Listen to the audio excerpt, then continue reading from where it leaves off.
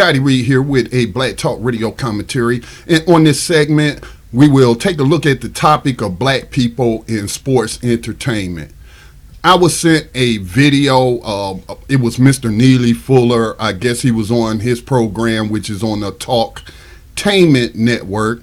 And he made some comments where he was asked a question about sports and black people. Now, we didn't get all the questions, so all we got really was the answer. Usually when I see those clips, they do not include the questions that's being asked, which I feel like is very important for context.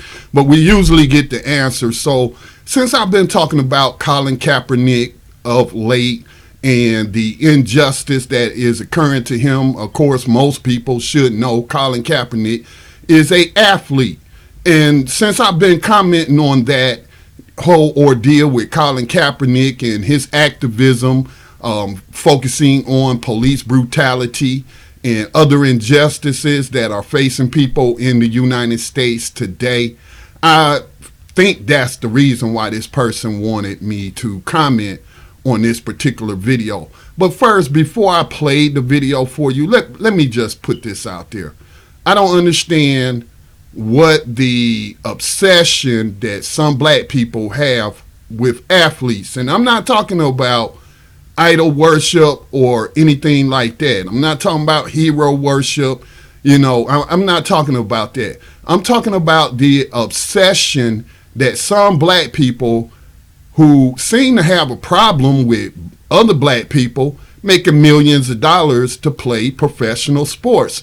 I don't understand the logic in why you got a problem with these people getting paid millions of dollars again to play a sport, as opposed to most people go to work for corporations where they will tell you they're not being paid enough, that they're underpaid, and may not have any kind of benefits whatsoever.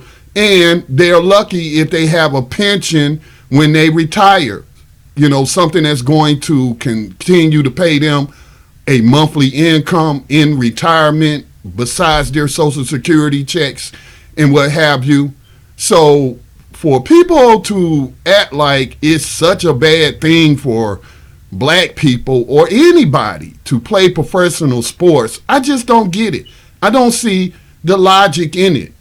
I can think of plenty of career choices that black people can make that I think is wrong, that I think is a wrong choice, that I think is incorrect, especially when that career involves you harming other people. And I don't think that basketball players, baseball players, football players, tennis players, soccer players, I don't think any of these professional athletes are harming people out there on the planet during the course of them fulfilling their job duties. All right, so let's go ahead and take a listen to this video in its entirety. I've already listened to the video. I'm going to let you listen to it, and I'll come back with some more commentary. So we're talking about black people in sports entertainment. The answer is it's insanity. But we're in an insane system. And everybody in the system, including the victims of it, of the system of white supremacy, is insane. We've all been made out of balance. We're out of balance with what? With the way that everything should be. There's no people on this planet who are the quality of people that people should be. And the biggest deterrent to people becoming the way that people ought to be and should have been in the first place is the system of white supremacy. Mm-hmm. It's the thing that gets in the way of everything.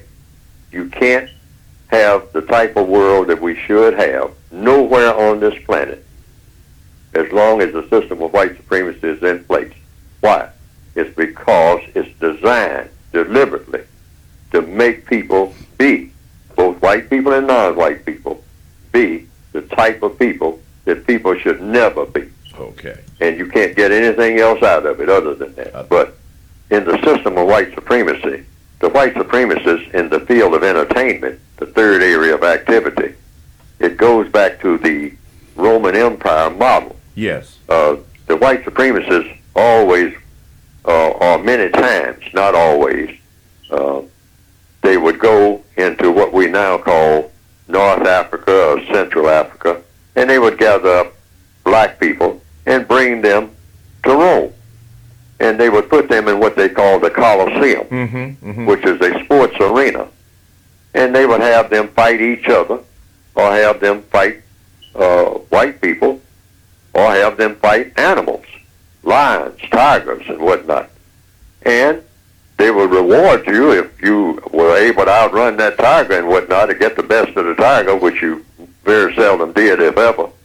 I mean, then they would actually reward you with greater food and all like that. Yeah. And might even put a little wreath on your head or something and tell you that you're now a hero. But you would still be what they call a afreet, or, you know, one of those people that, you know, and another animal, really. I mean, but animals are rewarded for killing other animals. Like, you know, you have rooster fights and all like that. Yeah, cockfights. Yeah. Right, and yes, and so you take care of the one that won because you want him to get out there and win again. So it's basically the same thing. But also, within that frame of reference, if I understand your question correctly, they will, at some point, let you know that, oh yes, you have a lot of famous black people in the field of athletics, in the field of sports. Black people can run. They can jump high. They can turn flips. They can do all sort of athletic things. But now when it comes to being body people, black people are really, I mean, excellent at it. Anything dealing with the body. You can get a black person to, you know, tear that lion apart, maybe. You're just strong enough to do it, to actually get in barehanded and go toe-to-toe with that lion and actually reach and grab that lion's head and tear it off. He's just that strong. Right. All right? But along the way, the white supremacists always have that tendency to also say, yes, but you can have a body person, you can have a mind person. But if you're going to get body and mind in the same person, that person, at the end of the day, has to be classified as white. Okay, I'm kind of at a loss of words here. I'm going to try to keep it respectful as Mr. Fuller is an elder. And let me just say this. I do think that he contributes a lot in the area of understanding racism and white supremacy. But some of the stuff he says just makes absolutely no sense. And I cannot find any logic in it. And so I'm going to approach this I'm going to break this video down into 3 different areas. Now, the Roman Empire was mentioned. Let's pull up a graphic of the Roman Empire. This is the Roman Empire at its height of power, where, you know, this part at the top in red or burgundy, whatever color that is, you can see Italy there. That's mostly Europe, the Mediterranean, going a little bit to the east, and then parts of North Africa at the bottom. That's as far as the Roman Empire extended into Africa. Now, you can't talk about white supremacy or the system of white supremacy and bring up the Roman Empire. And the reason I say that is because the Roman Empire did not operate on a system of racism and white supremacy.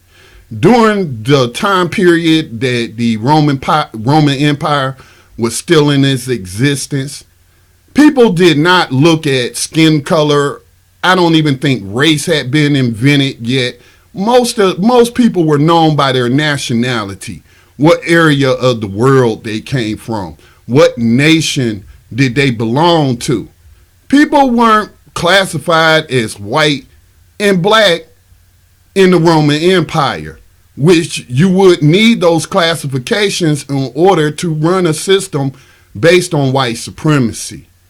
You don't have to take my word for it. You know, always question everything and everyone. You should always do your own research. And so this system of white supremacy that we know of today, which emanates, it's a global system, but it emanates here from the United States of America Incorporated, is a relatively new system in the annals of history. So we're talking about when this country only being, 200 years old, and the British colonies only being established sometimes in the 1500s, late 1500s, 1600s through the 1700s. And that's relatively recent. If we want to talk about the Roman Empire and ancient history, so that is not the same system that was in place during the Roman Empire. So I feel, well, it's not that I feel, the evidence would suggest that it is incorrect to use the Roman Empire in some kind of model of white supremacy when the Roman Empire did not run on a system of racism and white supremacy. All right, people were known by the nation that they belonged to. You were called, if you were from, let's say, a Moor. I know Moors were also soldiers in the Roman Empire. And just to further illustrate my point, I did a little research, but I already knew this, but I just pulled up some visual representations. And you had a lot of African descendant people who were not just foot soldiers in the Roman army, but had risen through the ranks and had even become commanders, become generals in the Roman army. There is some speculation, I can't quite say for sure, but there is a conversation that is focused on whether or not any of the Roman emperors were African descendant. But my point here is to say that you can't use the Roman Empire to talk about a system of white supremacy when the Roman Empire did not operate on a system of white supremacy. The Roman Empire operated on a system of nationalism and colonialism. They practiced a system of slavery, and anybody could be a slave. All right. Any of the nations, we know the Roman Empire also fought a lot with Germanic people, white Europeans, predecessors to the people that are in what's known as Germany today, that, pretty much they were in conflict with anybody that did not want to subject themselves or submit to Roman rule. So the Romans practiced a lot of colonialism when they went into these nations in these different areas, and if people were captured and whatnot, they were put into slavery. It did not matter what their skin color was. So you had a lot of so-called white slaves during the Roman Empire as well. But again, I have to keep stressing the concept of race as we know it today did not exist during this time period. So if we're going to properly assess history, if we're going to give an analysis on white supremacy, it's important that we have correct information. Now, I know people watch movies and they watch television, and that Hollywood has produced all these movies about the Roman Empire, and you very rarely ever see any black people in these movies. You always see Roman soldiers. They're usually always white. Okay. And so I guess this, I can't say for certain, but I guess this is where a lot of people fall under the mistaken belief that the Roman Empire was the predecessor to the white supremacist system that we see today, the global system of white supremacy and racism that we see today. But that's just simply not true. There's a lot of information out there about ancient history that people can get ready access to online. So it's just really no excuse for people to be ignorant about history. Reading is more important than watching television and watching movies, which you can get little tidbits of truth, a little smattering here and there of truth. Sometimes these movies are based on real events, but they can make these people any color they want to make them. Okay? And so we cannot rely on those fictional representations on film to be totally 100% accurate. It's best to read. Reading is more important than watching movies, because you get a lot of incorrect perception if you watch Hollywood movies, which is under the control of white people. Okay? But the Roman Empire, I already showed you a picture of that. A lot of black people, African descended people, were in the Roman army. You had Roman citizens who were African descended. And I'm not talking, poor people or even middle class people. You had wealthy people, wealthy African descended people we would classify as black today, who were part of high society, even in Greece, not just Rome. You had black Greek citizens as well. So, it's just to me, it's intellectual laziness when we don't use technology to look up this information, and we just put stuff out there like we know what we're talking about, and we don't. And the evidence will show whether we know what we're talking about or not. If we're going to talk about Rome, we also got to talk about the Roman Catholic Church, which was a big part of the Roman Empire as well, and extending its rule.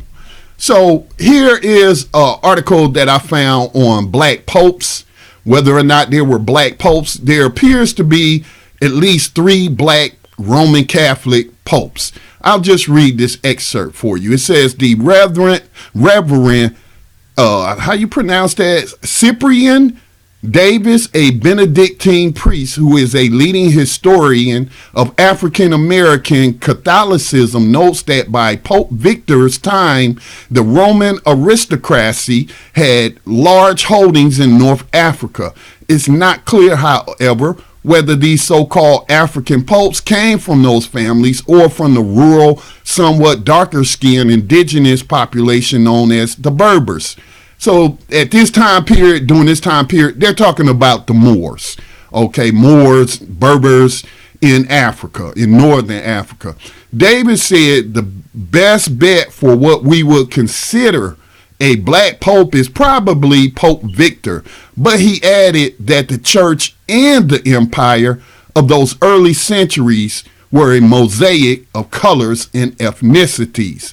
It's important for us to look and say that, yes, the early papacy was not white. No, it was much more diverse than you might think, David said. Moreover, race, as we think of it today, did not have quite the same meaning back then.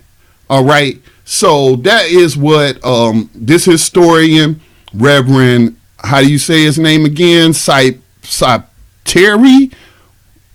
I'm not even going to butcher it. The Reverend Davis, who is a African American scholar on Catholicism, or a leading historian of African American Catholicism. So, my point again is that the Roman Empire was not depicted, the Roman Empire, what we see on television, the fictionalized dramatization of ancient Rome on TV and in movies, definitely has not included all of the different ethnicities, all the different skin colors of Romans. It just simply did not. Again, Rome was an empire. You could become a citizen of Rome, just like here in America, which tries to emulate itself after the Roman Empire. You have all these different Americans of different ethnicities. They have what makes them Americans, citizenship in the United States of America. Okay, so a Roman citizen was not just a Caucasian or a white person. It could be anybody. And in terms of gladiators, he was talking about gladiators. Now let's focus on what he said about sports. He said, oh, if we're going to talk about sports entertainment, we got to go back to ancient Rome, and they used to go into Africa and snatch up black people and throw them in the Colosseum and make them fight lions, tigers, and bears, and again, trying to keep it respectful here, but this is a bunch of nonsense. Gladiators were usually slaves, which slaves were, we didn't have race-based slavery in this time period. That only became a reality in the colonies, starting in the Virginia colony in the 1600s with the passage of the slave codes and what have you. After Bacon's Rebellion is when it became African descendant only people. But we're going to talk about ancient Rome. Anybody could be a slave. Anybody who was not a Roman citizen. If you was in one of those nations that the Romans invaded as they sought to colonize new lands to steal resources, pretty much like the United States does today, then if you opposed them, if you didn't swear allegiance to the Roman Empire, if you didn't join the military, you were made a slave. And it didn't matter what color you were. Racism was not even a concept back in during the Roman Empire. So for somebody to say, oh, they were just snatching up black people, or make it appear that they were only going in and, snatching up black people and making them fight in the Colosseum, that's incorrect. The evidence shows that anybody could be a slave. Slaves who tried to escape were often made into gladiators and for the entertainment of the Roman citizens, or they were criminals, people who had been convicted of some sort of crime, stealing, whatever. If the penalty was death, they would throw them into the Colosseum and make them fight to the death. And perhaps if they won, whatever against, if they were fighting other criminals, or if they were fighting other gladiators, or if they were fighting animals, if they survived, they could win their freedom. So, it's just kind of nonsensical for people to make comments on things that when obviously they haven't done any research. They're just basing off what they saw on television. They're basing their views or their concept of ancient Rome off of television. And they have not actually did any kind of study of ancient Rome. And that's just unacceptable. That's just unacceptable. And on sticking with sports here, on the subject of sports, look, that is not when sports were invented in the Roman Colosseum. Indigenous people all over the world have come up with different kind of sports to engage in, whether it was for exercise, whether it was to pass the time, or whether it was warriors who wanted to train in a non-lethal combat sport. Many warriors kept their skills sharp, kept their agility, their physical agility up by participating in sports. And anybody who has been an athlete, and most of these people that talk against professional athletes and try to make it look like they are doing something that's just so crazy, it's just so insane to get paid millions of dollars to play. These are usually non-athletes. These are people who as children did not play sports, as teenagers did not engage in sports, and so they don't get sports. They're not warriors, okay? Warriors, and I'm not talking about using warriors in a metaphorical way. I'm talking about the true definition of a warrior, which we can also use, if we want to use another word, we can say soldiers, okay? We want to engage and be competitive with each other. I mean, this is all throughout indigenous cultures all throughout the planet of physical competition. I don't expect non-athletes, non-warriors, non-quote-unquote body people to understand that. So I have a graphic that shows a Mesoamerican sport that warriors engaged in, which I'm calling ancient basketball. There's a hoop on the wall, which is above their heads, and even though it's vertical instead of being horizontal like the basketball rims are today, this sport still consisted of throwing a ball through a hoop.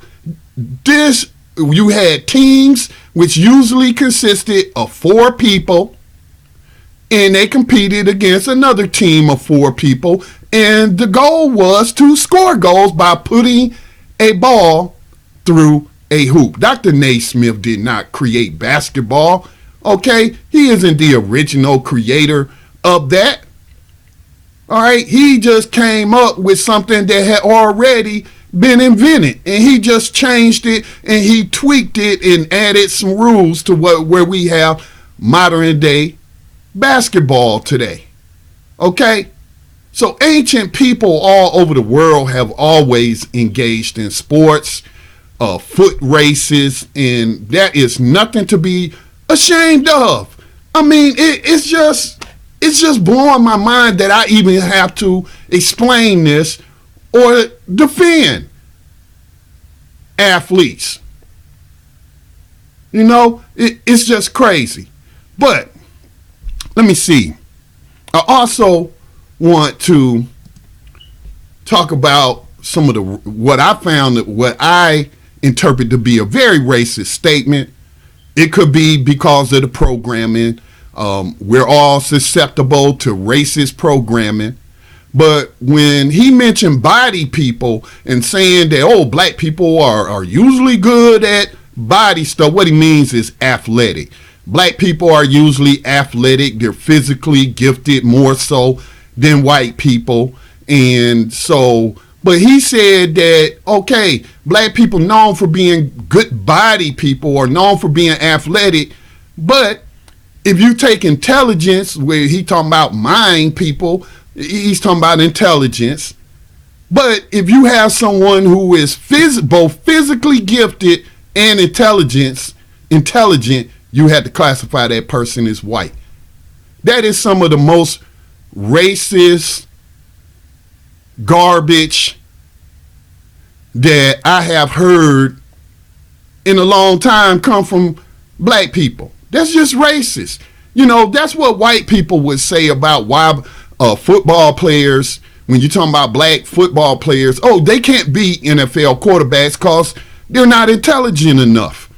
They can't think quick enough. They can't read defenses. You know, it takes an intelligent mind to be able to decipher defenses, and you have to do it in like less than 3 seconds. And we know black men is dumb and their minds don't work that fast. So that's what white people would say. No, let me take that back. That's what racist white people would say about black people. How's that any different than what Mr. Fuller just said? That if you got someone who is smart and intelligent, but they're also athletically gifted, then they have to be white. There's no way they could be a black person. That's just impossible. No, because, you know, black people are just dumb jocks. And I tell you, man, some of this stuff is very sad that I hear coming out of black folks' mouths, man. It's like they not even thinking before they speak. But again, a lot of us get programmed with racist programming, and we repeat what's been programmed into us. And many of us come to believe it. You know, I'm thinking about Paul Robeson. Paul Robeson was a very intelligent black man, known for politics. He was also an actor, getting involved in countering or trying to eliminate the system of racism and whatnot. But guess what? He was a great athlete in college before he moved on from sports. I mean, that's just so ignorant for somebody to say that, oh, if you're physically gifted, if you're strong, if you can run fast, you can't think fast.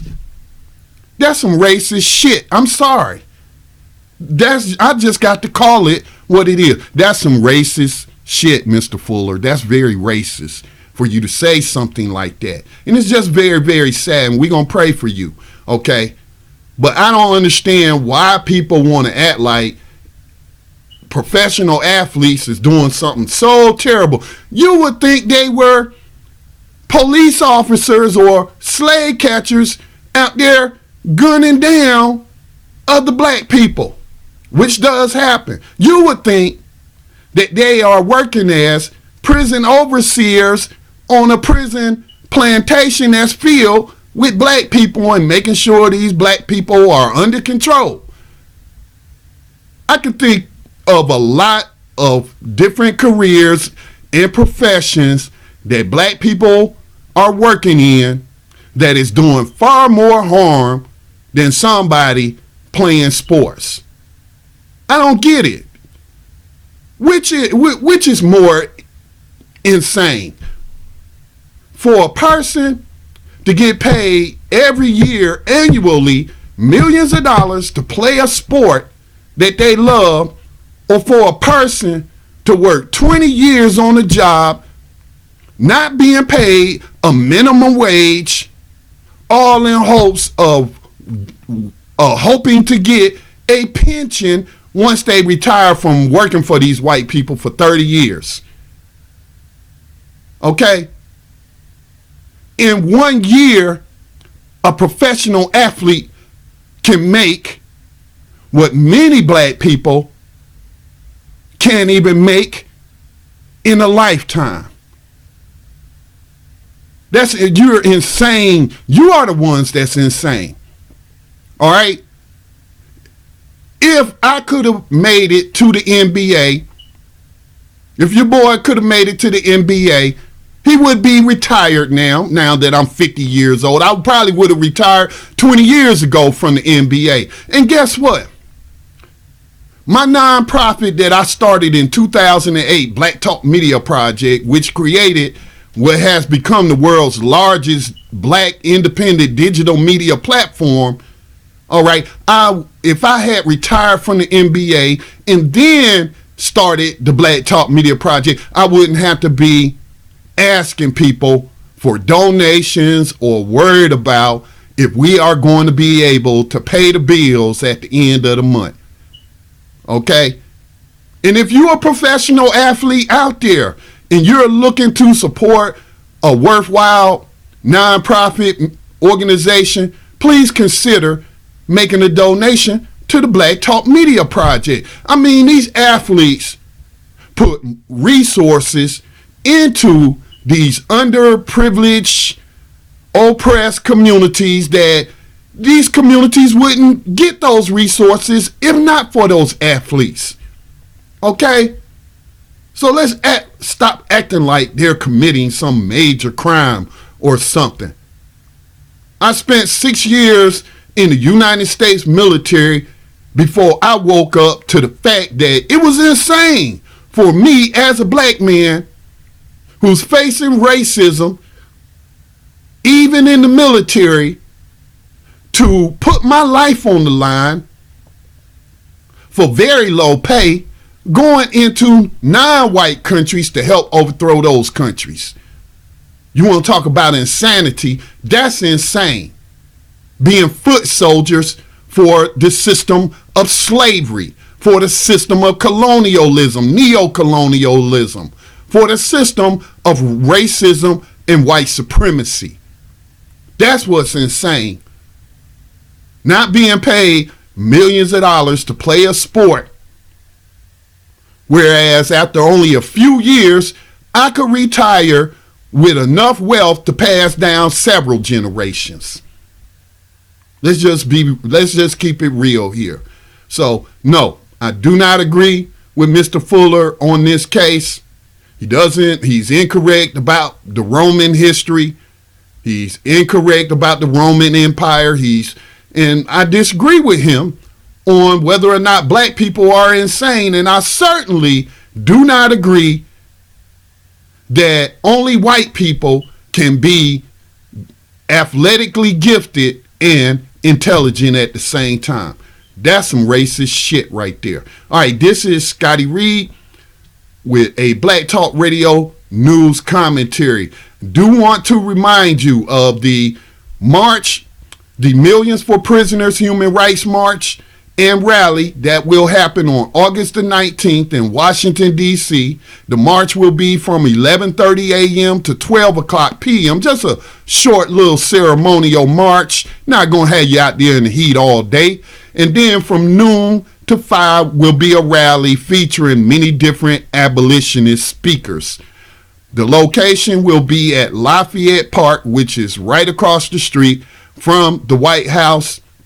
We aim to bring attention to the fact that slavery was never abolished in the United States, that the 13th Amendment left slavery in place as punishment for crime. You don't have to believe me. Just read the 13th Amendment and then look at what you call in the prison industrial complex or mass incarceration, and then read the 13th Amendment with a new set of context, and you will find and come to the same conclusion that we have come to, that this is slavery. So join us in this rally against slavery on August the 19th in Washington, D.C. Remember, you can find more commentary from myself and other independent black media producers at blacktalkradionetwork.com, the world's largest independent black media platform.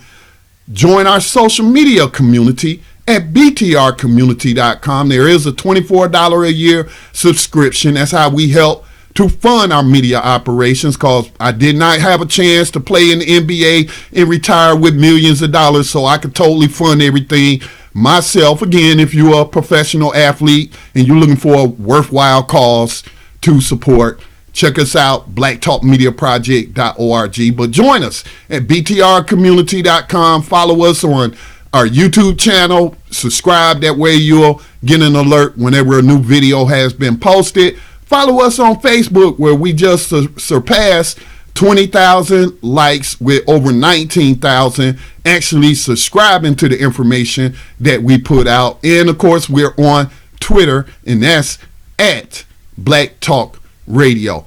This has been Scotty Reed. I'm out. Peace.